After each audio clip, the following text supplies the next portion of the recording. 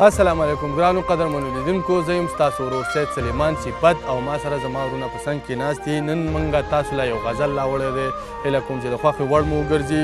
وایي د ټولو وي خواږه زما صنم پیکه پیکه دی، والله چې بې له یاره مې ژوند سم پیکه پیکه دی.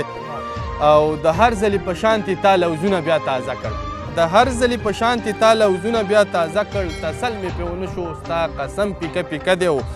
او رقیب چې اشاره وکړي ورځې په منډو منډو، رقیب چې اشاره وکړي ورځې په منډو منډو، زما په لور چې اخلي دا قدم پیکه پیکه دی. یو سل ځلې مې ولیکه پښتون او بیا مې وران کړ، یو سل ځلې مې ولیکه پښتون او بیا مې وران کړ، پښتو مې هېره شوې که قلم پیکه پیکه دی. او پنجابه که پوهېږې ځان راټول که د پښتونه، پنجابه که پوهېږې ځان راټول که د پښتونه، او د ده د زهر وړاندې تور لړم پیکه پیکه دی. پخوا به یې په منځ کې څومره مینه محبت و، پخوا به یې په منځ کې څومره مینه محبت و، صفته اوس دې خیال دی ټول علم پیکه پیکه دی.